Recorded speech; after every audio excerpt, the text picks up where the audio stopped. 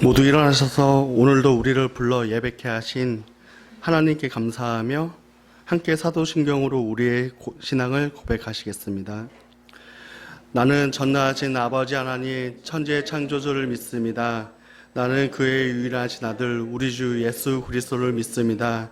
그는 성령으로 잉태되어 동정녀 마리아에게서 나시고 본디오 빌라도에게 고난을 받아 십자가에 못 박혀 죽으시고 장사된 지 사흘 만에 죽은 자 가운데서 다시 살아나셨으며 하늘에 오르시어 전능하신 아버지 하나님 우편에 앉아 계시다가 거기로부터 살아있는 자와 죽은 자를 심판하러 오십니다. 나는 성령을 믿으며 거룩한 공교회와 성도의 교제와 죄를 용서받는 것과 몸의 부활과 영생을 믿습니다. 아멘. 그럼에도 불구하고 찬양하시겠습니다.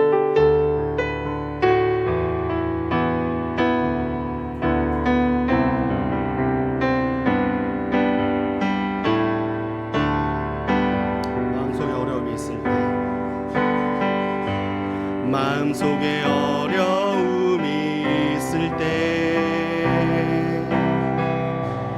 마음속에 어려움이 있을 때 마음속에 어려움이 있을 때 주님 내게 먼저 오사 내 마음을 만지고 주님 없을 때 주님 앞에 나올 수 없을 때 주님 앞에 나올 수 없을 때 주님 날 먼저 안으시네. 그럼에도 불구하고 날 사랑하시는 내 하나님의 사랑은 나의 모든 걸 덮고 그럼에도 불구하고 날 안아주시는 내 하나님을 부를 때 아버지라 부르죠. 마음속에 어려움이 있을 때 마음속에 어려움이 있을 때 마음속에 어려움이 있을 때 마음속에 어려움이 있을 때 주님 내게 먼저 오사 내 마음을 만지고 주님 앞에 나올 수 없을 때 주님 앞에 나올 수 없을 때 주님 앞에 나올 수 없을 때 주님 앞에 나올 수 없을 때 주님 날 먼저 안으시네. 그럼에도 불구하고 날 사랑하시는 내 하나님의 사랑은 나의 모든 걸 덮고 그럼에도 불구하고 날 안아주시는 내 하나님을 부를 때 아버지라 부르죠. 그럼에도 불구하고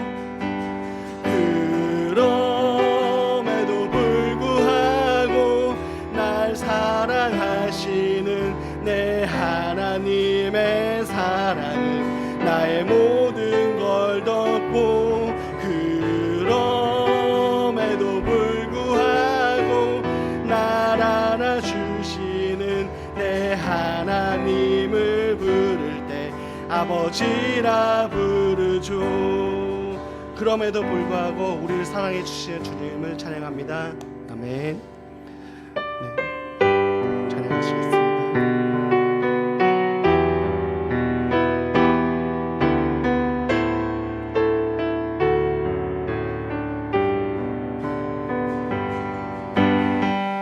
이 땅의 황무함을 보소서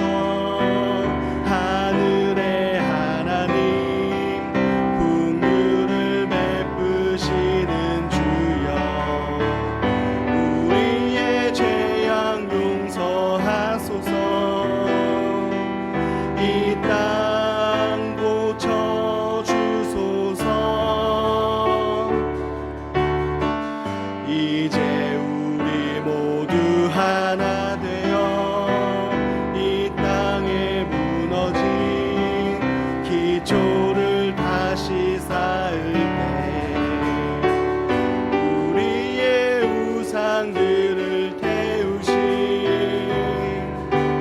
성령의 불 임하소서.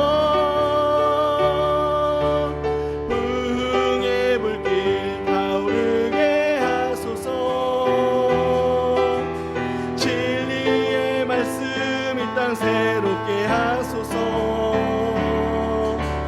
은혜의 강물 흐르게 하소서. 성령의 바람 이제 불어와 오 주의 영광 가득한 새날 주소서.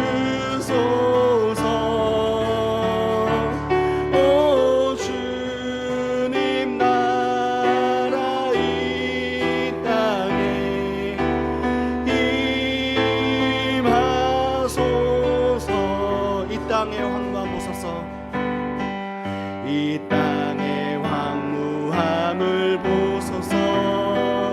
하늘의 하나님 긍휼을 베푸시는 주여 우리의 죄악 용서하소서. 이 땅 고쳐주소서.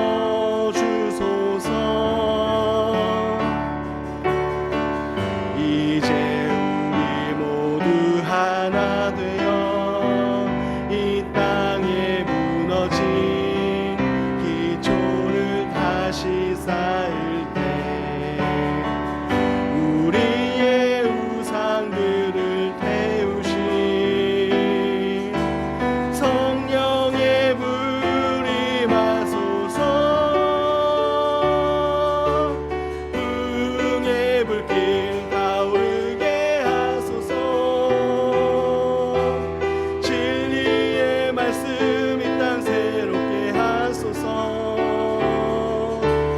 은혜의 강물 흐르게 하소서. 성령의 바람 이제 불어와 오 주의 영광 가득한 새날 주소서. 오 주님 나라 이 땅에 임하. 목소리 높여 찬양하시겠습니다. 부흥의 불길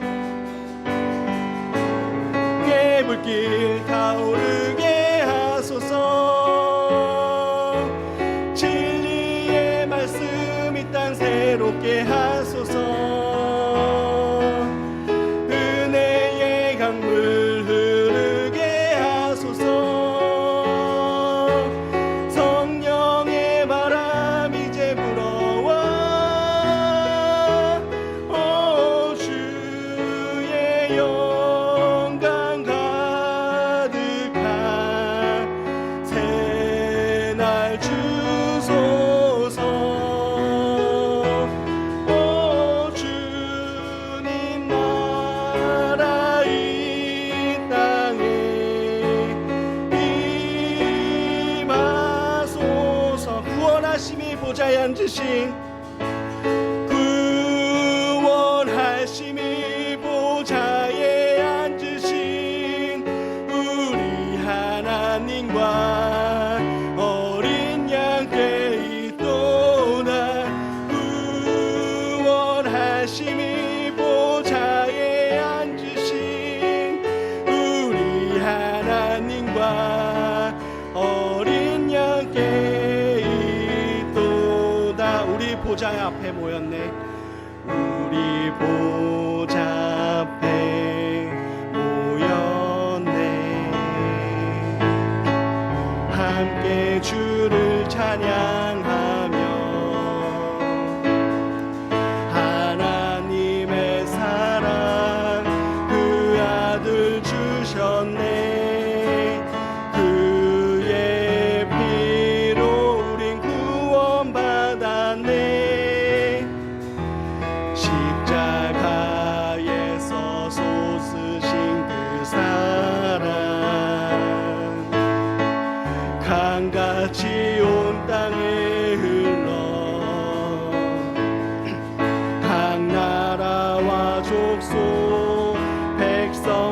방언에서 구원받고 주 경배 드리네. 구원하심이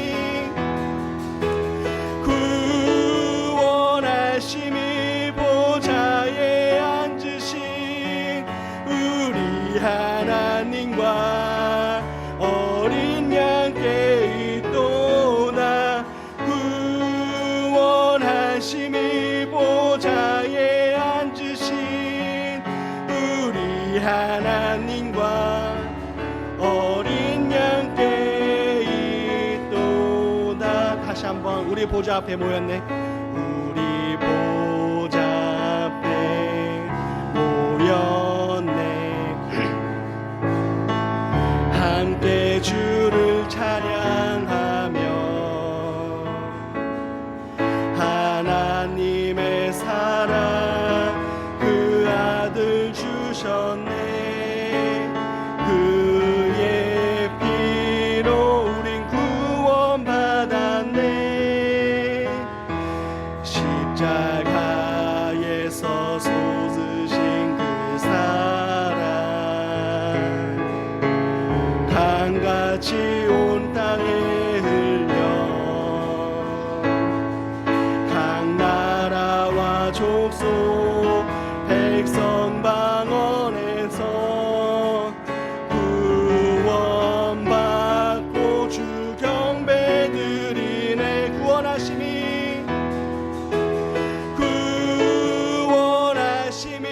보좌에 앉으신 우리 하나님과 어린 양께 있도다.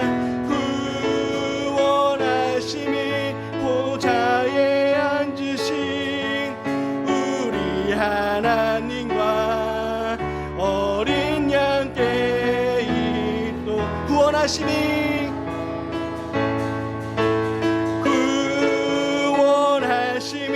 보좌에 앉으신 우리 하나님과 어린 양께 있도다. 구원하심이 보좌에 앉으신 우리 하나님과 어린 양께 있도다.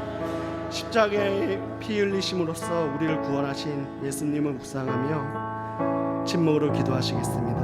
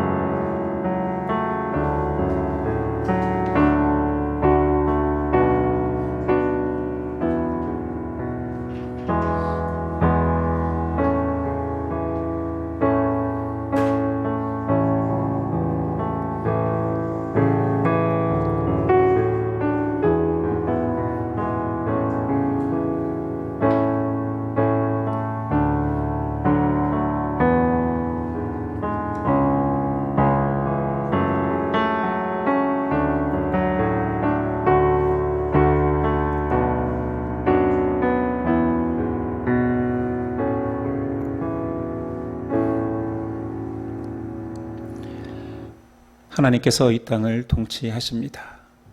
하나님께서 모든 것들을 알고 간섭하고 계십니다.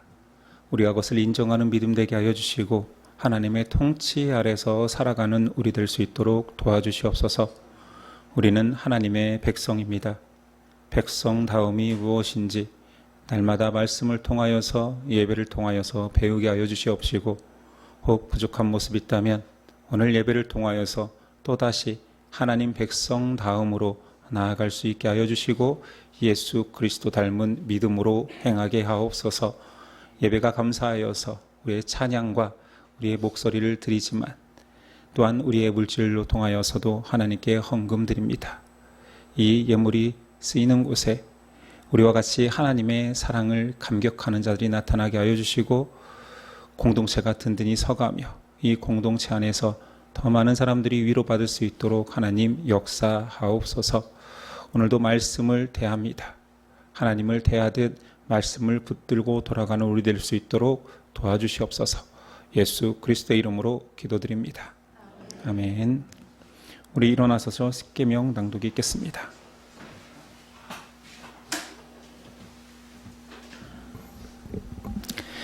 하나님이 이 모든 말씀으로 말씀하여 이르시되 나는 너를 애굽 땅 종되었던 집에서 인도하여 낸 내 하나님 여호와니라.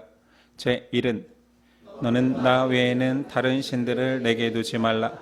제2는 너를 위하여 새긴 우상을 만들지 말고 또 위로 하늘에 있는 것이나 아래로 땅에 있는 것이나 땅 아래 물속에 있는 것에 어떤 형상도 만들지 말며 그것들에게 절하지 말며 그것들을 섬기지 말라.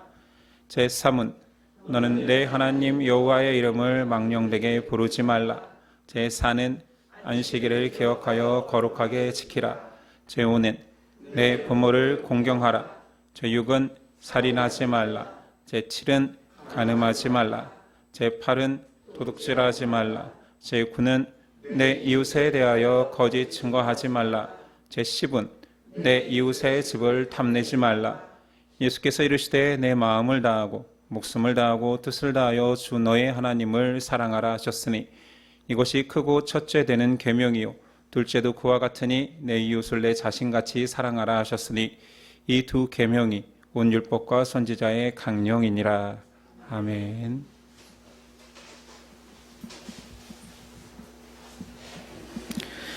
오늘 우리에게 주시는 하나님의 말씀은 사도행전 22장 24절에서 23장 11절까지입니다.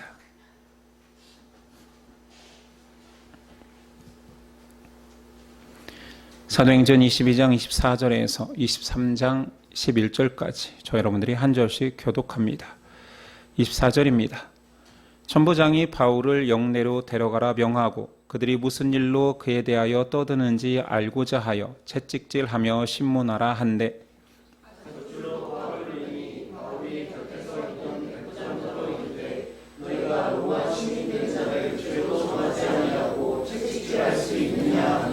백부장이 듣고 가서 천부장에게 전하여 이르되 어찌하려 하느냐 이는 로마 시민이라 하니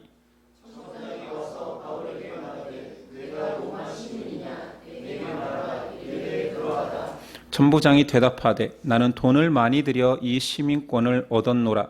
바울이 이르되 나는 나면서부터라 하니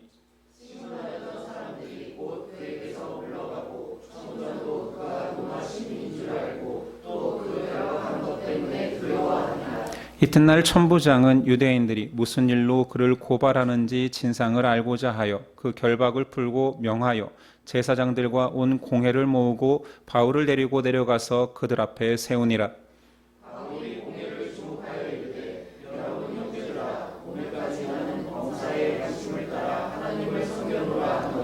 대제사장 아나니아가 바울 곁에 서 있는 사람에게 그 입을 치라 명하니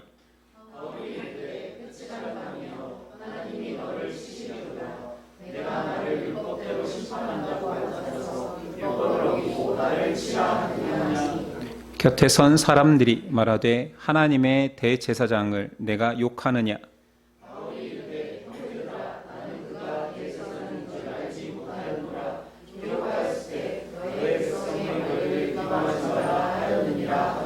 바울이 그중 일부는 사두개인이요 다른 일부는 바리새인인 줄 알고 공회에 외쳐 이르되 여러분 형제들아 나는 바리새인이요 또 바리새인의 아들이라. 죽은 자의 소망 곧 부활로 말미암아 내가 신문을 받노라.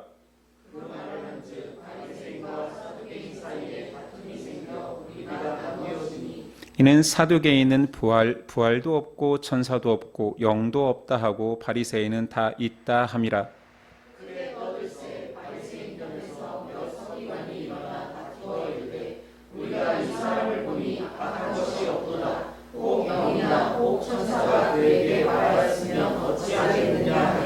큰 분쟁이 생기니 천부장은 바울이 그들에게 찢겨질까 하여 군인을 명하여 내려가 무리 가운데서 빼앗아 가지고 영내로 들어가라 하니라. 그날 밤에 주께서 바울 곁에 서서 이르시되 담대하라. 내가 예루살렘에서 나의 일을 증언한 것 같이 로마에서도 증언하여야 하리라 하시니라. 아멘.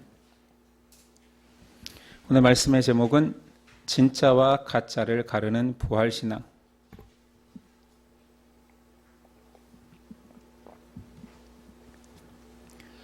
진짜와 가짜를 가르는 부활신앙이라는 제목으로 은혜 나누겠습니다.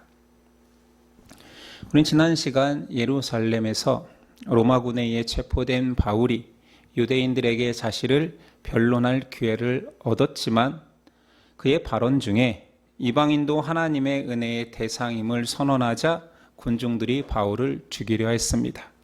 이 이후의 이야기지요. 바울에게 허락된 변론을 통하여서 바울은 유대인들을 설득하지 못하고 오히려 유대인들을 더욱 자극하여 분노를 유발합니다. 이런 모든 상황 속에서 바울은 히브리 말로 전했기에 천부장은 유대인들이 흥분한 이유를 알 수 없었습니다. 그래서 이런 진상을 알고자 신문하기로 합니다. 24절. 천부장이 바울을 영내로 데려가라 명하고 그들이 무슨 일로 그에 대하여 떠드는지 알고자 하여 채찍질하며 신문하라 한대. 근데 여기서 반전이 있지요. 바울이 지금까지 자신이 드러내지 않았던 자신의 로마 시민권자임을 드러냅니다. 자신에게 폭력으로 신문하려 했던 백부장에게 불법적인 고문이 옳지 않음을 주장하지요. 그 소식을 전해들은 천부장이 그때서야 공정한 재판을 위해 사내들인 공회를 소집합니다. 사내들인 공회는 대제사장이 의장이고 제사장과 장로들, 사두개인과 바리새인들, 의원들을 통해 이루어진 유대 최고의 의결기관이며 재판장입니다. 대제사장 아나니아가 바울을 신문하기 시작합니다. 아나니아는 성경에서도 종종 등장하고 유대 문서에 보면 그는 AD 47년에서 58년 사이에 대제사장으로 있었습니다. 어떤 기록에도 그를 좋게 표현하지 않고 그는 교묘한 수단을 통하여서 11조를 착복하던 자였고 강압적이고 친로마적으로 정치적 이해에 민감한 인물이었습니다. 그의 앞에서 바울이 총 6번의 변론 중 2번째 변론이 시작됩니다. 23장 1절입니다. 바울이 공회를 주목하여 이르되 여러분 형제들아 오늘까지 나는 범사의 양심을 따라 하나님을 섬겼노라 하거늘. 바울이 먼저 자신을 주장하기를 나는 양심 따라 하나님만 섬겼다라고 말하자 그것을 듣고 있던 대제사장 아나니아가 그 입을 치라, 듣기 싫었던 거죠. 저 입 좀 다물게 해라, 매우 쳐라, 뭐 이런 거예요.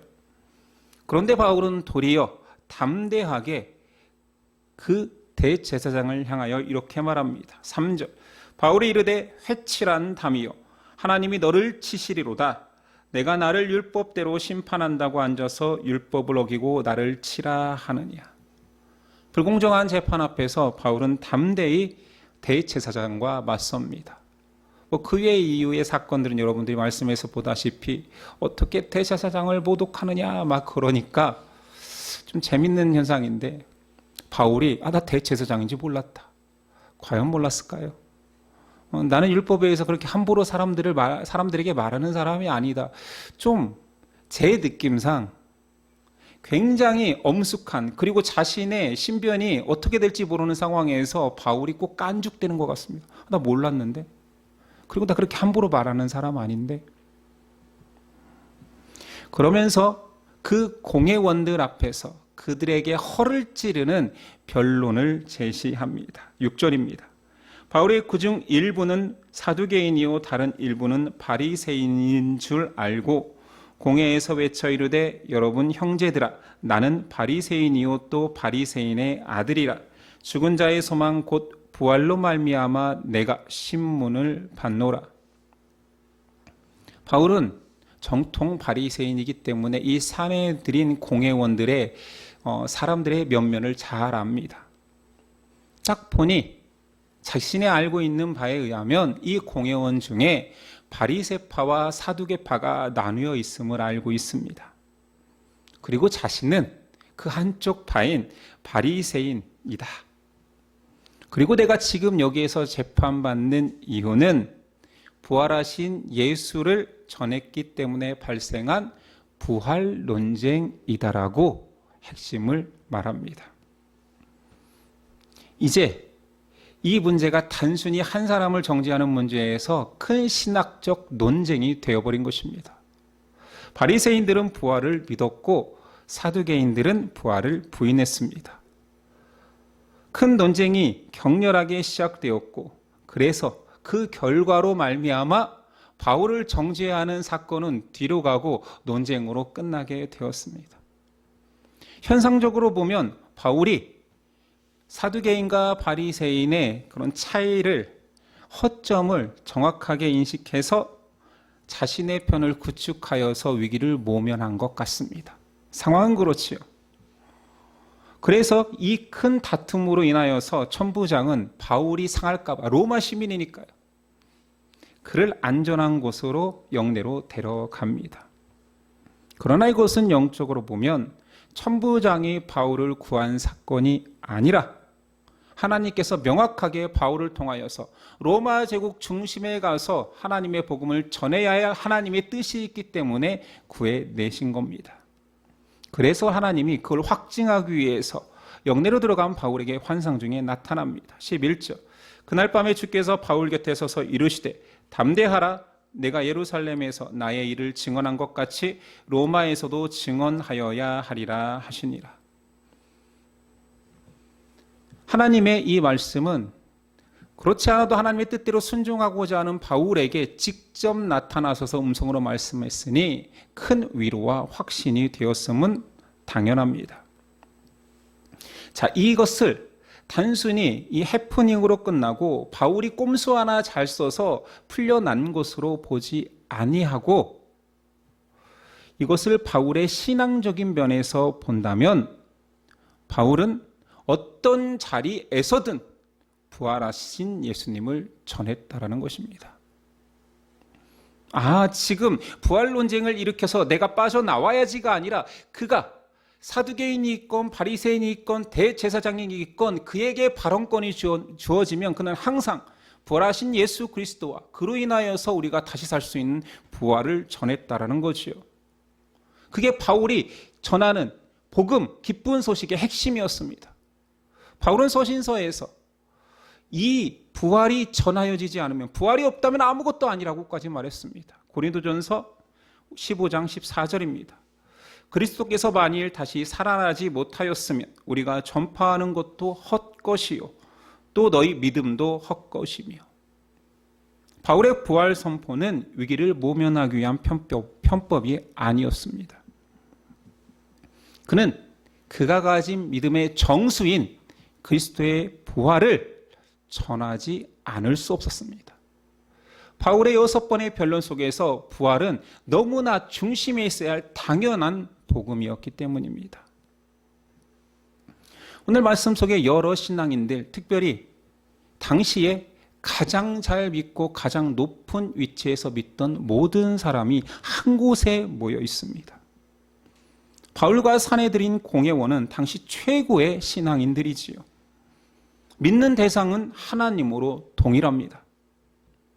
그런데 어떤 이들은 잘못된 방향으로 잘못된 신앙을 추구하는 모습을 보여줍니다. 잘못된 신앙의 대명사가 오늘 등장하는 사두개인들입니다. 앞서 언급했지만 사두개인들은 유대인들의 특권층입니다. 그들은 대부분 제사장이었지만 정치도 관여해서 정치적으로도 신앙적으로도 유대 사회에서 힘을 가지고 있었습니다. 그들 속에서 대제사장이 선출되었고 또한 그들의 혈통은 유다 하스모니안 왕조의 혈통으로서, 그러니까 정치적으로도 최상위 층이요 종교적으로도 최상위 층이었습니다. 그들이 당연히 제사장을 많이 가지고 있기 때문에 그들에 의해서 제사가 이루어졌고, 그들은 구약 성경 전체에서 오직 모세 오경만 진실한 하나님의 말씀으로 믿는 자들이었습니다. 그래서 그들이 부활을 믿지 않는 것입니다. 천국과 지옥도 믿지 않습니다. 그들에게 내 세관은 존재하지 않습니다. 영적인 것들, 천사도 믿지 않습니다. 왜냐하면 모세오경에 등장하지 않기 때문이지요. 그들을 이해하려면 예수님과 그들이 만나서 대화했던 장면을 보면 됩니다. 마가복음 12장에서 예수님과 사두개인의 대화가 나옵니다. 부활이 없다 하는 사두개인들이 예수께 와서 물어 이르되, 자, 뭘 묻냐면 모세의 율법에 형이 자식이 없어 죽으면 그 후사를 동생이 형수와 잠자리를 해서 물어야 하는데, 첫째 형이 죽어서 둘째 형과 형수가 잠자리를 하다가 또 죽으면 일곱째인 막내까지 형수를 취하였습니다. 그렇다면 부활이 있다 하면, 부활하면 그 형수는 누구의 아내입니까? 이런 질문을 한 거예요. 부활이 궁금해서 물어본 것이 아닙니다. 부활이 없음을 강조하기 위해서 그들이 만들어낸 예화지요. 모세의 율법에 따른 겁니다. 부활이 있으면 이거 축복 꼬이잖아요. 말도 안 되잖아요. 이런 질문을 던졌을 때 예수님의 답변. 예수께서 이르시되 너희가 성경도 하나님의 능력도 알지 못함으로 오해함이 아니냐. 사람이 죽은 자 가운데서 살아날 때에는 장가도 아니가고 시집도 아니가고 하늘에 있는 천사들과 같으니라. 우리 부활체의 정체성을 드러내는 말씀이지요. 사두개인은 하나님을 믿는다, 가장 잘 믿는다 강조하고 성전제사를 집전하면서도 실제적으로 하나님과 하나님의 말씀을 신뢰하지 않고 있다라고 예수님이 폭로합니다. 그러면서 예수님이 부활을 믿지 않는 너희들, 그러면서 모세오경은 믿는다고? 그러면 모세오경에 가서 모세가 한 말을 보자. 마가복음 12장 26절 이하의 그 이야기를 꺼냅니다. 자, 죽은 자가 살아난다는 것을 말할진대, 자, 부활에 대해서 말씀하시는 거예요. 너희가 모세의 책 중에서 가시떨기에 관한 글에 하나님께서 모세에게 이르시되, 모세의 소명장이죠. 가시 넣을 덩굴에서 불이 붙은 그 장면을 묘사하시면서 하나님이 모세에게 이르시되 나는 아브라함의 하나님이요 이삭의 하나님이요 야곱의 하나님이로라 하신 말씀을 읽어보지 못하였느냐. 하나님은 죽은 자의 하나님이 아니요 산 자의 하나님이시라 너희가 크게 오해하였도다. 이게 한글 번역으로 보면 와닿지가 않아요. 예수님이 야, 부활에 대해서 얘기해 줄게. 모세에게 나타난 하나님께서 나는 죽은 자의 하나님이 아니라 산 자의 하나님이다 라를 말씀하시면서 예를 들기를 아브라함의 하나님, 이삭의 하나님, 야곱의 하나님이다. 이게 왜 부활 이야기지?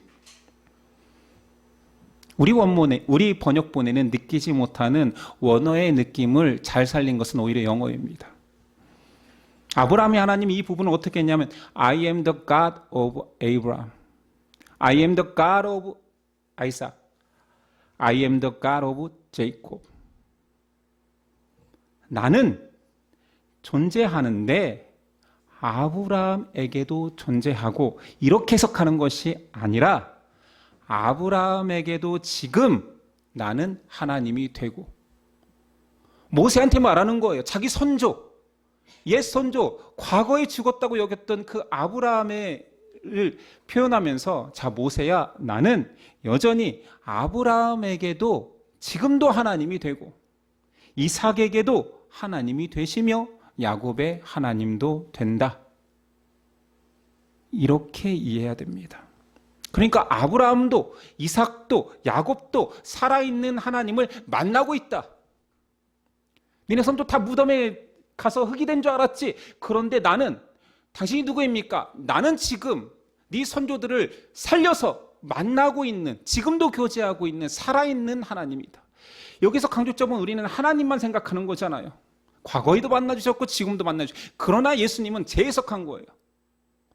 부활이 뭔지 알아? 너희에게 그렇게 선민이라고 하나님을 보여주었던 그 선조가 지금 살아서 하나님이라고 고백하는 그분이야. 단서가 아브라함도 이삭도 야곱도 지금 살아서 하나님을 만나고 있다는 거지. 하나님은 믿는 자들을 부활시켜서 하나님의 영원한 백성으로 지금 통치하고 계신다 말하고 있는 것입니다. 사두개인들이 지금 예수님을 넘어뜨리려고 했던 그 율법, 신명기 25장의 계대 결혼법, 형이 죽으면 형수를 취한다 해서 형사 취수법이라고도 표현해요. 근데 왜 사람에게는 이해 못할 그 계대 결혼법을 율법 안에 넣으셨냐? 결론부터 말하면 하나님께서는 자신의 언약의 말씀을 성취하기 위해서였습니다. 왜 어떻게 이게 언약의 성취죠? 언약의 성취자는 예수 그리스도입니다. 그분 때문에 계대 결혼법이라는 장치를 만든 거예요. 여기서도 이해가 안 되지요. 자, 그러면 약속. 하나님이 무슨 약속을 하셨는지를 알아야 되지요. 아브라함을 만나 약속합니다. 너를 통하여서 내 후손을 통하여서 이 땅의 모든 사람들이 복된 자가 될 것이다. 그리고 모세, 시내산 언약은 뭡니까? 너의 후손 이스라엘을 통하여서 제사장 나라를 삼을 것이다. 내 백성들은 하나님이 구원하신다. 다윗 언약. 이번 주에 우리가 성경 공부한 내용이지요. 내 씨를 말미암아 다윗의 네 씨를 통하여서 하나님이 영원한 집을 세울 거야. 그 씨 후손으로 예수 그리스도가 오신다란 얘기지요. 그러면 그 씨가 끊기면 안 돼요. 그 계보가 끊어지는 순간 하나님의 약속이 깨어지는 거예요. 하나님의 약속대로 유다 지파 다윗의 씨를 통하여서 메시아가 와야 됩니다. 그 계보가 끊기지 않게 만드신 장치가 바로 계대 결혼법입니다. 성경에 두 가지 큰 사례가 나오죠. 창세기 38장에 유다와 며느리 다말이 계대 결혼법에 의해서 후사를 잇는 장면입니다. 하나님께서 네 후손을 통하여서 이 땅을 다스릴 영원한 왕이 올 거라고 얘기했는데 유다 다음 아들 때부터 대가 끊기게 생긴 거예요.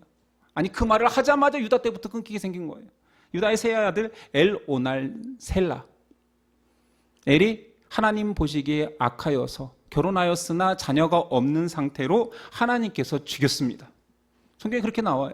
그가 범죄함으로 하나님께서 죽이셨다. 그러면 계대결혼법에 의해서 둘째 오난이 형수를 취해야 됩니다. 그런데 그가 어차피 형수가 임신하여서 애를 낳으면 내 아들이 아니라 형의 아들이니까 악한 생각에 땅에 설정합니다. 하나님께서 악하시다 여기서 그도 죽여버립니다. 유다가 이쯤 되니 며느리가 아들 잡아먹는 그런 존재인 거예요. 그래서 막내를 숨깁니다. 다 아는 내용이죠. 그래서 며느리 다말이 유다를 속여 잠자리를 해서 후손을 얻습니다. 그리고 나중에 다말을 정죄하는 것이 아니라 그 사실을 알게 되고 내가 악하였다라고 유다가 고백하지요. 내가 율법에 순종하지 아니하려 했고 너는 의무를 요구했다. 두 번째 계대결혼법으로 유명한 사건은 보아스와 룻의 결혼입니다. 모압 여인 이방 여인이지요. 이스라엘 남자와 결혼했는데 죽어버렸습니다. 시어머니 나오미가 자신의 이스라엘로 돌아갈 테니 너는 그냥 네 살 길 살아라 라고 했지만 나오미의 하나님을 따라 이스라엘로 같이 옵니다. 이제 친척 중에서 아들들은 죽었으니 친척 중에서 후사를 이어야 됩니다. 계대결혼법의 의무를 해야 되지요. 아무도 하려 하지 않습니다. 이때 보아스가 등장하여 기업의 후사를 잇습니다. 둘이 결혼하여서 낳은 자가 오벳, 다윗의 할아버지입니다. 왜 이런 장치를 만드셨는지 알겠지요? 유다 지파의 후손을 통하여서 다윗의 씨를 통하여서 내가 영원한 왕위를 세우고 그 나라는 영원히 갈 것이다라는 하나님의 약속을 이루시기 위해서 그 약속이 이루어지려면 인간 사이에 있을 위험 요소들을 다 제거하기 위해서 하나님이 만드신 장치예요. 인간이 보기에는 무슨 막장 드라마 같잖아요. 형이 죽으면 동생이 어떻게 형수와 결혼합니까? 또 죽으면 또 취하고 또 취하고. 말도 안 되죠. 그러나 그 말도 안 되는 행위가 하나님의 약속을 성취하기에는 하나님의 장치였다라는 거죠. 하나님의 약속을 이루시기 위해서 얼마나 대단하게 단호하고 분명한지를 보여주는 거지. 나는 내가 뱉은 약속, 내가 하리라는 약속은 어떤 방식을 통해서라도 이루는 하나님이야. 반드시 약속을 지키신 하나님, 신실하신 하나님임을 드러내는 장치입니다. 그런데 사두개인들은 성경을 믿는다 하면서, 하나님을 믿는다 하면서 그 율법이 왜 졌는지는 생각하지 않고, 이 계대결혼법은 재산을 지키기 위한, 재산이 다른 지파로 넘어가지 않기 위한, 내 재산을 잘 유지하기 위한, 내가 불시에 죽어도 내 재산이 다른 사람에게 넘어가지 않기 위한 인간적인 방편으로만 생각한 거예요. 진리는 벌써 망각했습니다. 말씀을 가지고 유불리를 따져서 자신에게 유익한 것만 믿어왔던 거지. 사두개인들은 철저한 현실주의자였습니다. 그들이 현실주의자가 될 수밖에 없었던 가장 큰 이유는 현실이 만족스럽기 때문이지요. 왕족이에요. 영적으로는 제사장 가문이에요. 부귀와 정치적 힘을 가지고 있고 로마의 속국이 되었는데 로마와 야합하여서 모든 특권을 다 누리고 있습니다. 그들의 신앙 속에는 의문이 없어요. 굳이 자신들이 믿는 모세오경 안에 없는 천국과 지옥을 운운할 필요가 없습니다. 왜냐하면 현실이 너무 그들에게는 좋거든요. 이미 현실이 천국인데 무슨 천국을 찾습니까? 사두개인들이 예수님에게 부활이 궁금해서 그런 이상한 예화를 만들어낸 것이 아니라 부활이 없음을 조롱하기 위함이었습니다. 그러니 예수님이 그들에게 너희는 성경도 하나님의 말씀도 알지 못함이라. 그들이 진짜 성경을 모르는 자들입니까? 아니요.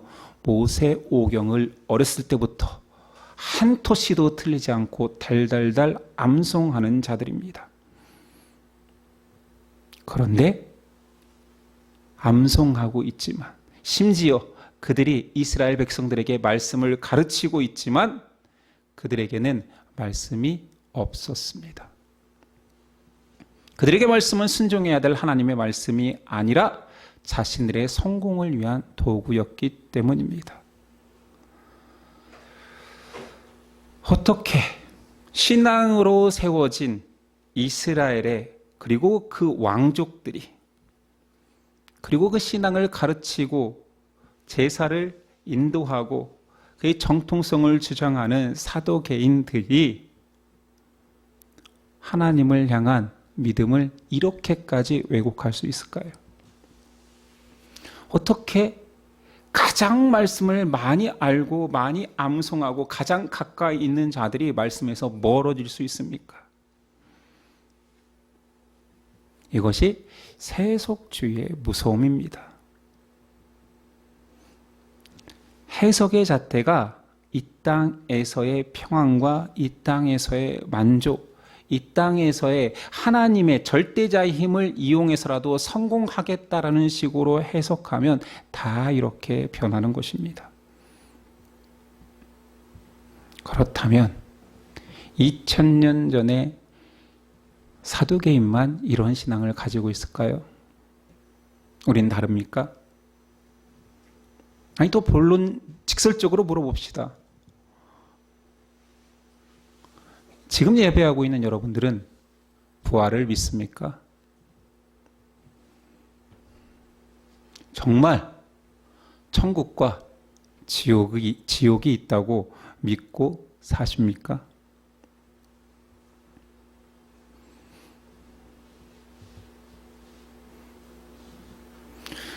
제 주변에 가장 많은 부류는 여러분들을 제외한다면 목사들입니다.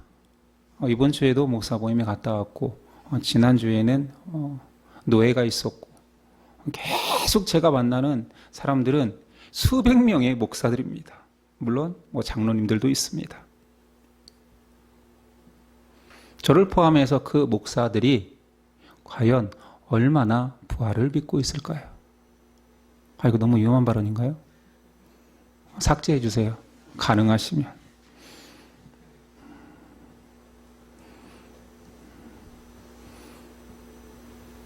최고의 신앙인들의 위치에서, 지도자의 위치에서 과연 부활을 믿고 있을까요? 천국과 지옥이 있음을 인식하며 살고 있을까요?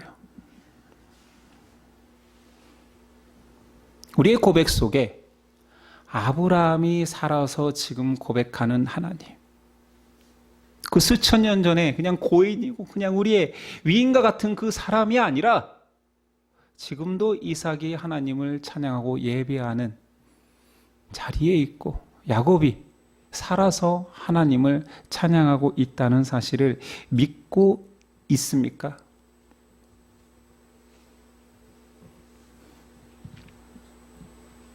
그 하나님은 과거에도 역사하시고 지금도 역사하시고 영원히 역사하실 하나님이시기도 하지만 과거의 사람도 살려 부활시켜 지금도 교제하고 계시고, 그렇다면 지금 우리는 부활이 우리가 죽어서 이루어질 놀라운 현상이 아니라 현재를 사는 우리에게도 살아 역사하시고 교제하시는 하나님을 만나야 된다라는 말입니다.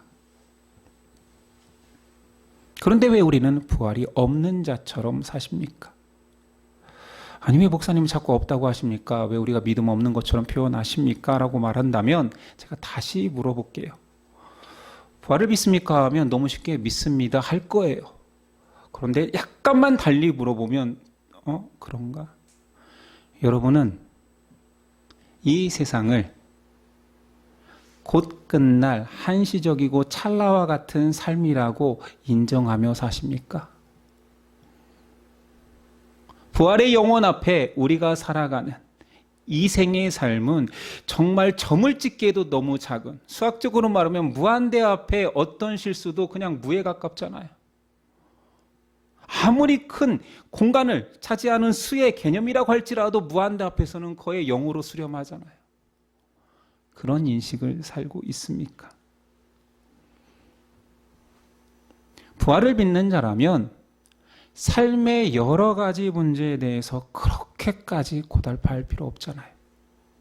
찰나인데, 점인데, 영에 수렴하는데 왜 우리는 부활을 믿지 않는 사두개인처럼 살고 있습니까?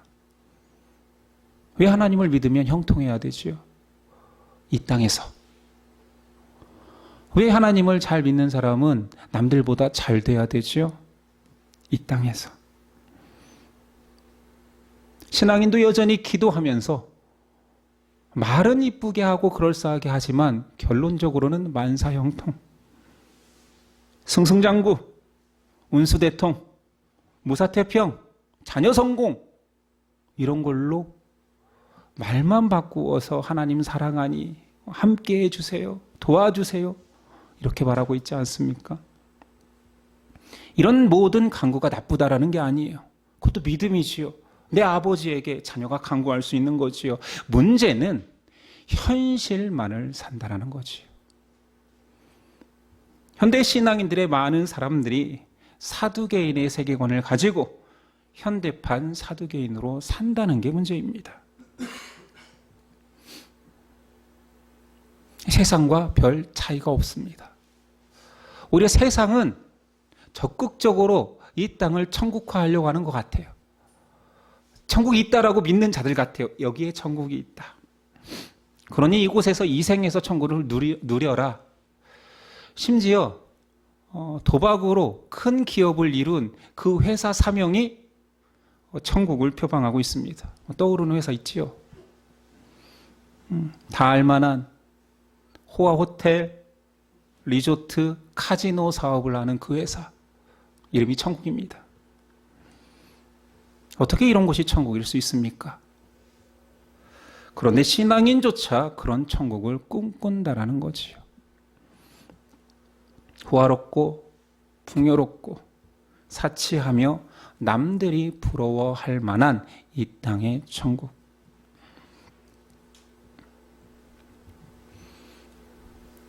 바울의 부활신앙은 그의 고백입니다. 그런데 그걸 믿지 않는 사두개인에게는 헛소리고 그 입을 때리고 싶은 거지요. 하나님을 믿는 동일한 사람 같지만 전혀 다른 존재입니다. 그렇게 부활은 진짜와 가짜를 구별해냅니다. 제가 여러분 한 사람 한 사람을 점검할 필요가 없습니다. 여러분이 스스로 한번 자문해 보십시오. 내가 부활을 사는가? 부활을 꿈꾸는가? 나에게는 내세를 기대하는 하늘 소망이 있는가? 여러분, 진실로 부활을 믿읍시다. 부활을 믿는 자는 이 생의 모든 순간순간, 모든 만남, 모든 과정을 힘들 수는 있지만 그렇게까지 집착할 필요는 없습니다. 아닌가요? 영원한 부활이 있는데 뭐가 그렇게 중요한 일인가요? 뭐가 얼마나 그렇게 대단한 일입니까? 어떻게 이 세상에서 죽고 사는 그 모든 일들이 나를 실제로 죽이고 살릴 것 같이 사십니까? 부활이 없으니까 그런 거예요. 살아계신 하나님, 나를 영원한 죽음에 내어버리지 않고 자신의 아들로서 영원한 나라에서 영원한 통치자로, 영원한 기업을 물을 자로 살게 하신다라는 믿음이 있다면 이 땅에서의 작아짐과 못남과 아픔과 넘어짐과 실패는 괜찮다라는 거죠. 자위가 아닙니다. 나 천국 갈 거니까 괜찮아, 막 살아도 돼가 아니에요. 진짜입니다. 부활을 믿는 자는 괜찮다라는 거예요. 망해도 괜찮습니다. 아파도 괜찮습니다. 병들어도 괜찮아요. 자녀들이 넘어져도 괜찮아요. 내가 부활의 자녀가 될 것이고 내 자녀가 부활의 소망이 있다라면 다 괜찮습니다. 그런데 이 고백이 교회 안에 사라졌다라는 거지. 안 괜찮아요. 목사님의 위로도 안 괜찮고 말씀을 읽어도 안 괜찮아요. 기도를 해도 안 괜찮아요. 물론 기도도 잘 안 하겠지만 예배가 위로가 되지 않습니다. 안 괜찮아요. 뭔가 더 해달래요. 뭔가 더 바뀌어야 된대요. 하나님께서 이것 정도는 해결해 주셔야 괜찮습니다. 라고 말하지 않습니까? 아니, 사두개인은 어마어마하게 현실적으로 살기 때문에 나쁜 놈이고 우린 약간만 현실적이기 때문에 괜찮습니까? 현실을 살아가기 때문에 현실적인 것이 나쁘다는 게 아니라 이제는 그 작은 하나하나가 모여서 내세는 사라지고 부활은 사라지고 현실만 살고 있는 신앙인데, 세상에 이 땅에서 천국을 만들자 하니 이 땅이 진짜 천국인 것처럼 착각하고 나도 편승하여서 잘 살아야지, 잘 먹고 잘 살아야지 떵떵거릴 수 있어야 되지, 아 내가 예수 믿으니 성공했다라고 말하고 싶은 거지요.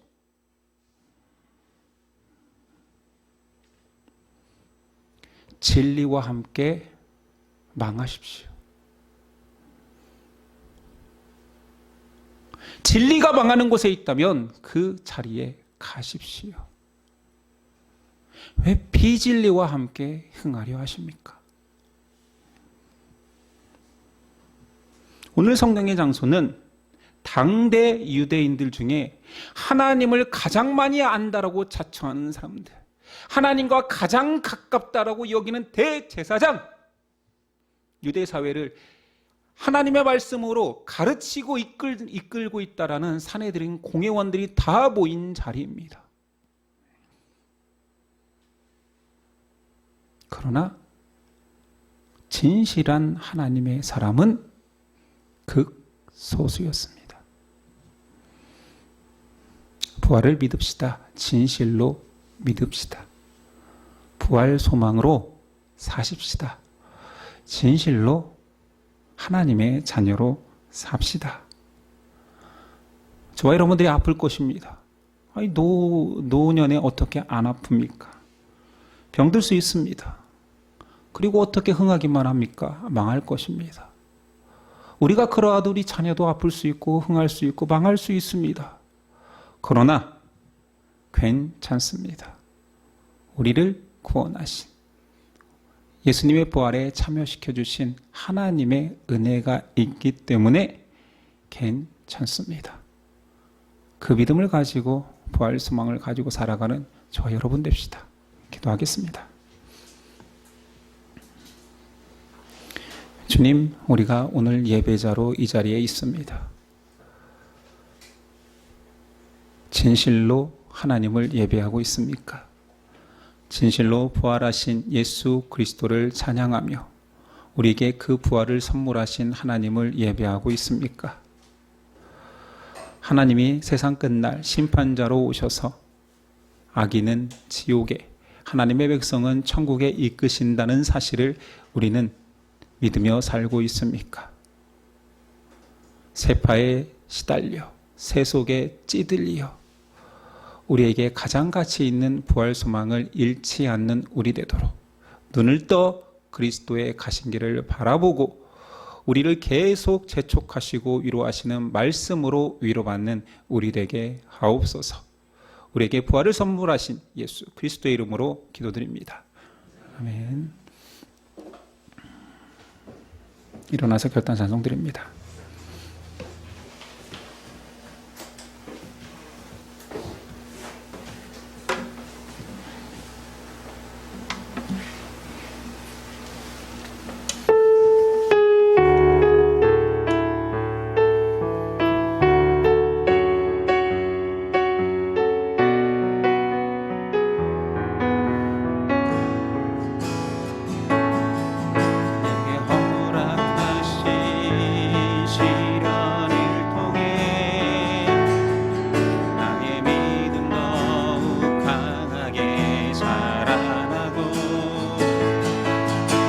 산과 골짜기 지나는 동안 주께 더 가까이 나를 이끄시네. 내가 겪는 시험이 어렵고 힘겨워도 내 주님보다 크지 않네. 내 앞에 바다가 갈라지지 않으면 나로 바다 위 걷게 하리. 나는 믿네. 주의 능력으로 내 삶 새롭게 내리. 나는 믿네. 주의 능력으로 담대히 나가리라. 주와 함께 싸워 승리하리라. 날마다 믿음으로 나 살아가리. 내게 허락하신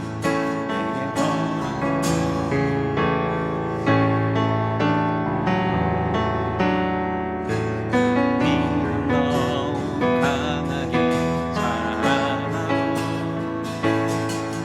험한 산과 골짜기 지나는 동안 주께 더 가까이 나를 이끄시네. 내가 겪는 시험이 어렵고 힘겨워 내 주님보다 크지 않네. 내 앞에 바다가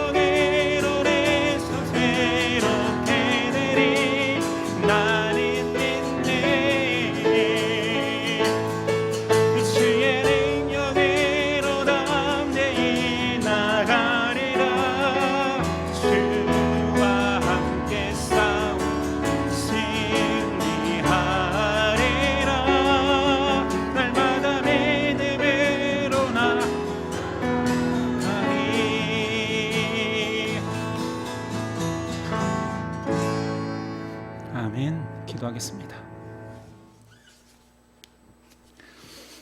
이제는 우리 주 예수 그리스도의 은혜와 그 아들을 보내신 하나님의 사랑과 성령의 영원한 교통하심이 지금부터 영원까지 함께 하시기를 간절히 축원하옵나이다. 아멘.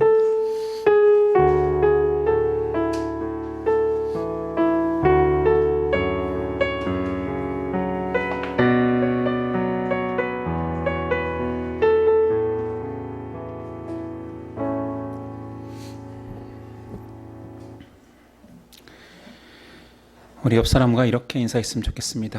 우리 부활을 삽시다. 네, 그 고백이 계속 우리 가운데 계속되었으면 좋겠습니다. 오늘 오후는 광고했다시피 오늘 봉사부 주관으로 교회 전체 청소를 진행한다고 합니다. 원영숙 집사님의 지시를 잘 따라주시면 될 것 같습니다. 예배를 마치겠습니다. 한 주간도 승리하십시오.